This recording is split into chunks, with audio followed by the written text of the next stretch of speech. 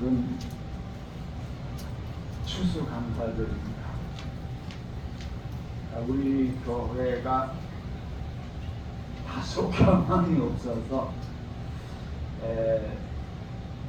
추수감사절은 어떻게 보면 특히 우리 갈릴리 교회도 그러합니다마는 1년에 2차례 정도 우리가 갖는 큰 의미 있는 날입니다.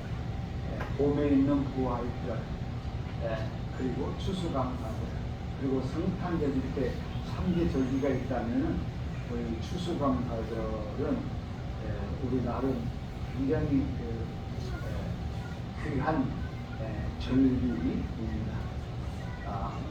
그래도 우리 성도들이 내가 예상치 못했던 그런 모습으로 이렇게 제단 쌓기를 하고 또 여러 가지 모양으로 오늘 행사를 나름 준비한 것에 대해서 참으로 감사를 드립니다.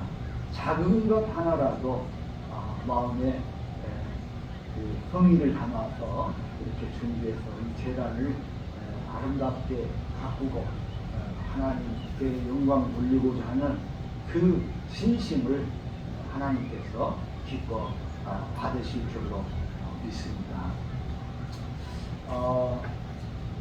이 추수감사절은 사실 성경에는 없는 말입니다. 그리고 이 추수감사절을 우리가 어떻게 지킬 것인가, 이게 굉장히 어려운 과제 중에 하나였는데 우리에게 이 복음을 전달해 준 이 미국에서 이 추수감사절을 처음 지키게 되었어요. 그 처음 미국에서 이 추수감사절을 지키게 된 그 매력을 잠시 설명을 드리면은 이러한 겁니다. 1600년대에 영국이 사회적으로 굉장히 혼란스러운 때입니다. 그래서 신앙을 지키면서 신앙의 정도를 지키면서 살아가기가 매우 어려운 그런 환경 속에서 이 영국에 있는 청교도들이 이제 신앙의 자유로운 신앙생활을 위해서 신앙의 자유를 찾아서 이제 영국을 떠나서 신대륙을 향해서 가는 거예요. 그래서 이 영국에 있는 청교도들이 메이플라워, 그러니까 5월의 꽃이죠. 5월의 꽃이라는 배를 타고 이제 신대륙을 향해서 갑니다. 처음에 배를 탄 그 사람들이 102명이 배를 탔어요. 그런데 배를 타고 이제 신대륙을 향해서 가는데 이게 순탄한 일이 아니었습니다.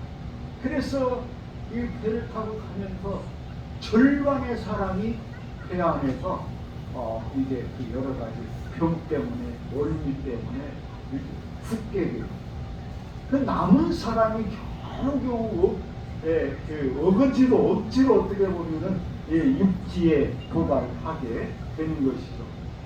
그런데 몇 개월간에 걸쳐서 처음에 예정했던 그 시간대가 아닌 몇 개월이 흐른 후에 목적지에 도착을 했는데 목적지에 도착을 할 때에는 이들이 준비했던 식량도 다 거덜나고 그 모든 것이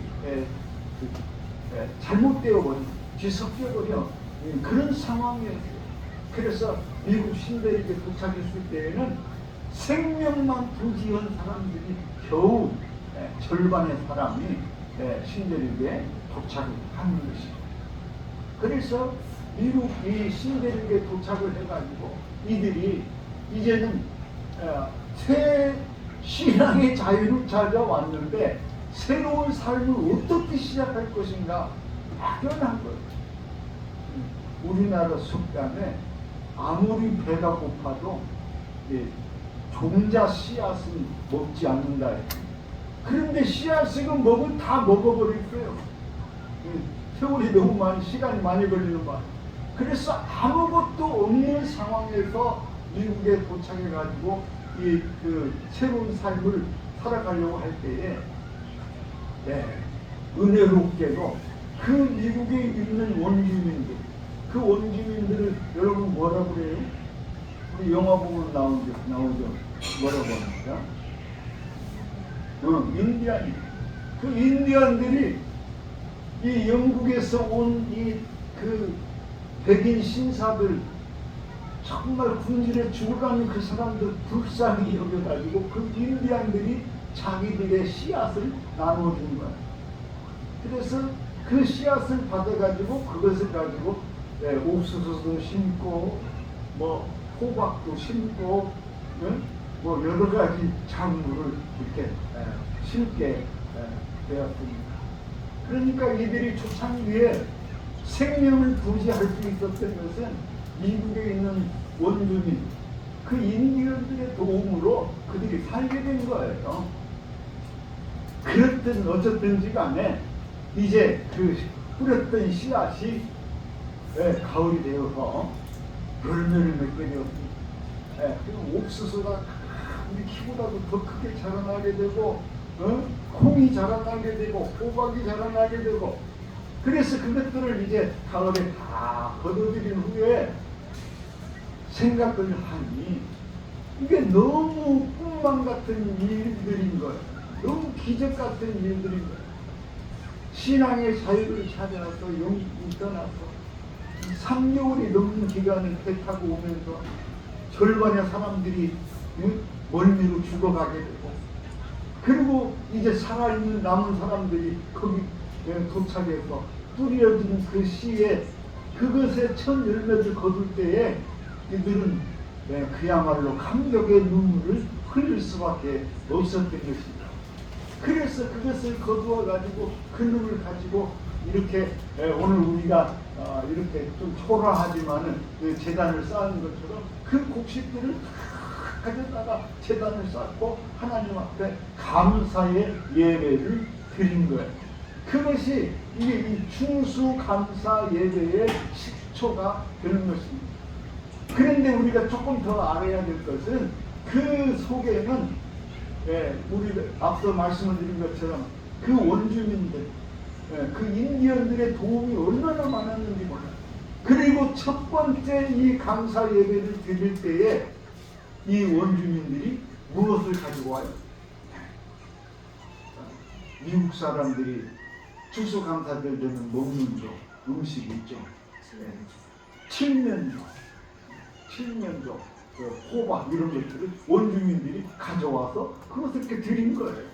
그래서 그것을 드려서 해서 하나님 앞에 예배를 드리고 온 마을 사람들이 인디언들과 함께 엉클어져 가지고, 그래서 그 사람들이 함께 즐거워하고 함께 축제를 열었던 그것이 추수감사절의 출발이고, 그것이 이제 시간이 지나면서 국제화돼 가지고 정식으로 미국에서 이 날을 우리가 기념해서 국경일로 정한다.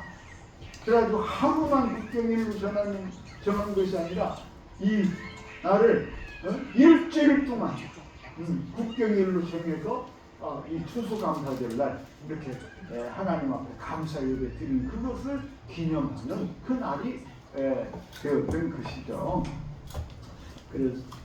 그런데 이제 얘들이 이렇게 해서 추수감사절을 지냈다 하는 그 의미가 이제 미국에서 바다 건너 우리나라에까지 오게 된 것입니다.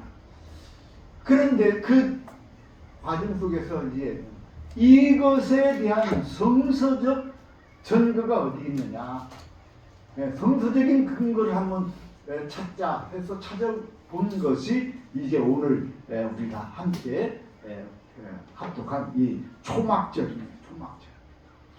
이스라엘 백성들은요, 출애굽한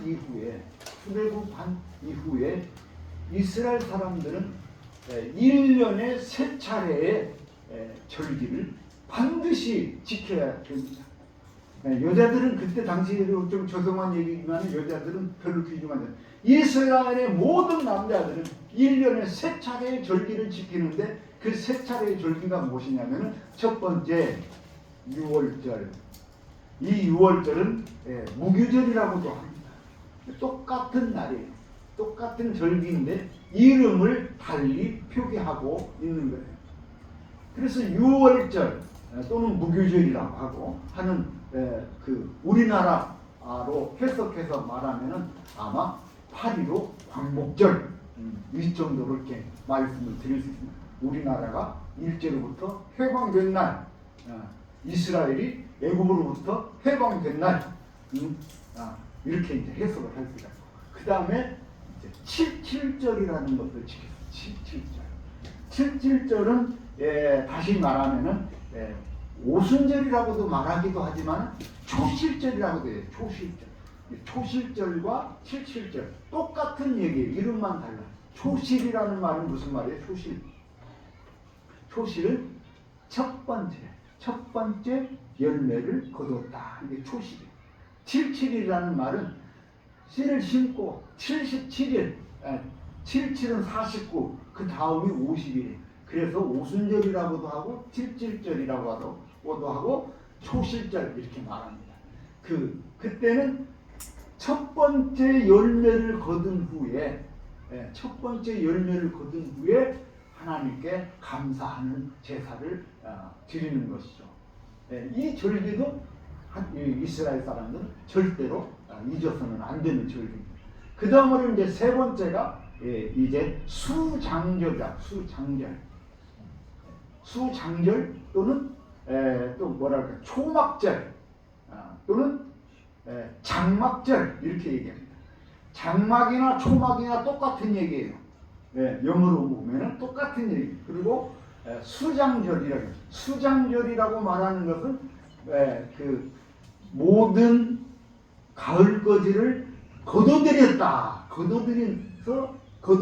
해서 수장절이고, 그 초막절 또는 장막절 이렇게 말하는 것은 이스라엘 백성들이 애굽을 나와서 가나안 땅을 향해서 갈 때에 그때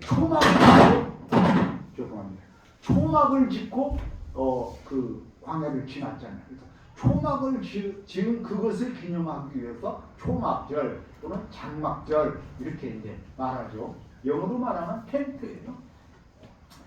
그런데 이 수장절, 초막절, 이 수장절의 의미가 바로 추수감사절의 의미가 아니냐 하고 이제 성서적인 증거를 찾은 거예요. 그런데 이 수장절, 성경에서 너희는 1년에 3번씩 꼭 이 절기를 지켜라 한 그 절기 중에 마지막 절기인 이 수장절, 이 3대 절기는 이스라엘 백성들에게 있어서 너무 중요한 절기지만 특별히 이 수장절, 이 절기를 너희는 이렇게 지켜라. 그래야면 하나님께서 너희에게 이렇게 복을 주실 것이다 하고 오늘 말씀에 보면은 잘 나타나 있습니다. 이 수장절도 하루만 지키는 것이 아니에요. 일주일 동안 지키는 절기로 이렇게 제정을 하셨죠. 이 수장절은 또는 초막절은 어떻게 지키냐? 오늘 이제 그 13절부터 봅시다. 13절. 너희 타작마당과 포도주 틀에 속주를 거두어 들인 후에 2일 동안 초막절을 지킬 것이요. 그러니까 이때는 언제냐? 아까 앞서 말씀을 드린 것처럼 너희 타작마당, 즉 다시 말하면 음식을 거두어들여 가지고 타작을 하잖아요. 타작마당과 또 포도주 틀. 이 포도주 틀이라는 말은 포도를 생산해 가지고 가져와서 이것으로 집을 짜는 거예요. 집을 짜서 포도주를 담그는 것이죠. 그러니까 다시 말하면 1년 동안 먹을 양식을 비축해 두는 거예요. 이 일이 끝난 후에, 거둬들인 후에 2일 동안 이래라는 말은 한 주간이죠. 7일간 너희는 이 절기를 지켜라. 이 가을거지가 끝난 후에 이 절기를 지키라는 거예요. 즉 다시 말하면 이것이 추수감사절과 같은 의미예요. 오늘 우리 교회도 마찬가지입니다. 우리 갈릴리 농장이 이제 가을거지가 끝났어요. 내일 이제 우리 배추가 초라가 된다고 합니다. 그래서 이 가을거지가 끝났을 때에 그것을 가져다가 이제 하나님 앞에 예배, 감사의 예배를 드리는 거죠. 그 다음에 이제 14절을 보면은 너희가 절기를 지킬 때에는 우리가 절기를 어떻게 지킬 것이냐? 절기를 지킬 때에는 너와 내 자녀와 노비와 내 성중에 거하는 레위인과 객과 고아와 가부가 함께 즐거워하되. 이 추수감사절은 다른 절기도 마찬가지입니다. 특별히 이 추수감사절은 이 축제예요. 축제. 그래서 우리가 그 집 주인만 생산한 생산자만 감사하는 것으로 끝나는 것이 아니라 이 절기를 지킬 때에는 나만 감사하는 것이 아니라 너와 내 자녀와 노비와 성중에 가는 레위인과. 왜 레위는 왜 있냐면은 레위는 자기 분깃이 없어요. 이스라엘이 이게 나라가 이렇게 처음에 국가를 출애굽해 갖고 나올 때에 레위인들에게는 분깃을 주지 않았어요. 그래서 레위인들은 자기 소유가 없기 때문에 그 레위인들 항상 일반인들은 레위인들의 먹을 것을 떼어놓는 거예요. 그들에게. 그래서 레위인과 객과 고아와 과부가 함께 즐거워하는 모든 사람이 이때는 이제 아마 그 이스라엘 백성들이 가나안에 이렇게 정착할 때가 아닌가. 그래서 그때에는 이제 뭐 여러 노예들도 생겨났을 수 있고 나그네들도 있고 또 뭐 그 여러 가지 형태의 어려운 사람들, 전쟁의 고화도 있을 수 있고 또 뭐 여러 가지 그런 어려운 사람들, 이런 사람들을 다 함께 모여서 축제를 벌이는 거예요. 오늘 우리가 추수감사절 예배를 드릴 때에 우리가 그냥 하나님 앞에 이렇게 뭐 제단을 쌓고 예배 드리고 그것으로 끝난다면은 그 추수감사절의 의미가 절반으로 나눠지게 되는 것이죠.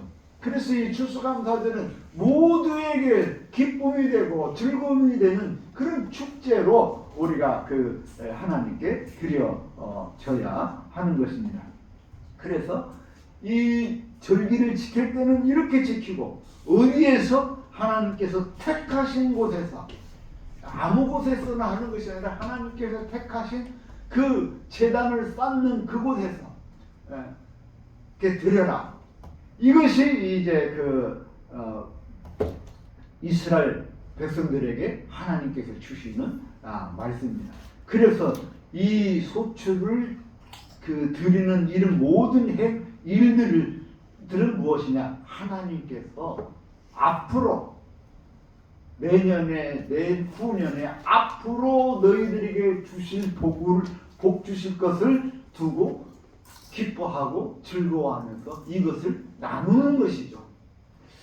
우리 교회에도 참 스스로 살아갈 수 없는 사람이 좀 생존이 어려운 사람, 그런 사람들과 함께 우리가 작은 음식이라도 작은 것들이라도 함께 나누는 그런 좋은 우리의 신앙의 나눔의 삶이 이루어졌으면 하는 그런 바람입니다. 이렇듯 이 절기를 이렇게 하나님 앞에 감사의 제단을 쌓고 하나님을 찬양하면서 하나님께 영광 돌리는 그런 예배로 드릴 것을 성경은 말씀하고 있습니다. 그런데 이제 우리가 중요한 것은 우리나라도 마찬가지지만 우리가 어떤 그 날을 생각할 때에 꼭 그날만 우리가 한정하는 경우가 많이 있어요. 예를 들어서 어머니 생신 있어요. 어머니 생신. 그럼 여러분 자녀들이 어머니께 어머니의 우리 자녀들을 향한 그 사랑은 얼마나 큽니까? 그죠? 어머니의 우리 자녀들을 향한 그 사랑은 무지무한하죠. 그런데 그 자녀들이 어머니께서 베푸신 그 사랑에 보답하는 방법이 어머니 생일날 미역국 한 그릇 끓여주면은 그것으로 다 끝난다 이렇게 생각하는 경우들이 많이 있어요. 그러지 않죠. 어머니의 사랑이 우리 자녀들에게 생일날 미역국 끓여주는 것으로 판정되는 것이 아니라 우리가 살아가면서 평상시에 늘 느끼는 대로 어머니께서 나에게 준 그 은혜, 그 사랑을 우리가 늘 기억하면서 그 어머니께 전화도 드리고 때에 따라서 어머니께 먹을 것도 보내드리고 하는 그런 것이 어머니를 생각하는 그런 마음 아니겠어요? 우리가 하나님 앞에 이 감사의 제단을 쌓는 것도 마찬가지입니다. 그래서 신약 시대에 넘어오면은 신약 시대에서는 항상 우리에게 그냥 너희는 범사에 감사하라. 이것이 우리 신앙인들의 에게 요구하는 거예요. 그러니까 너희 신약 시대에 들어와서는 너희가 이렇게 추수감사절 예배를 이렇게 드려라, 이렇게 해라 이런 얘기가 없어요. 우리에게 말씀하는 건 뭐예요? 범사에 감사하라. 내가 하나님 앞에 감사하노니. 그러면 우리가 삶 속에서 늘 하나님께서 베푸신 은혜를 감사하는 그런 삶을 살아가자. 그런 삶을 살아야 된다 하는 것이 신앙인의 올바른 신앙의 도리일 것입니다. 그래서 데살로니가전서 5장 22절로 그 23절 말씀 한번 봅시다. 이렇게 말씀합니다. 데살로니가전서 5장 16절로부터 봅니다. 항상 기뻐하라. 쉬지 말고 기도하라. 범사에 감사하라. 이것이 그리스도 예수 안에서 너희를 향하신 하나님의 뜻이니라. 우리가 살면서 항상 범사에 하나님 앞에 감사하면서 사는 것이 이것이 하나님 우리를 향하신 뜻이고 우리가 신앙을 잘 유지하고 지켜가고 하나님께 영광 돌리는 삶이 되는 줄로 믿습니다. 특별히 그 날들 속에서 오늘 우리가 이 추수감사절을 통해서 이렇게 제단을 쌓고 예배를 드립니다. 우리는 이 날을 기억하면서 하나님 앞에 어떻게 우리의 그 삶에 하나님께서 주신 그 은총을 어떻게 보답하고 어떻게 감사하면서 살아야 될 것인가를 기억하면서 하나님께 영광 돌리는 그런 믿음의 삶을 살아가실 수 있기를 주님의 이름으로 축원합니다. 다시 기도합시다. 주님 은혜와 사랑을 감사합니다. 오늘 추수감사절을 맞이하여서 하나님께서 저희들에게 베푸신 그 은총을 돌이켜보게 하시니 감사합니다.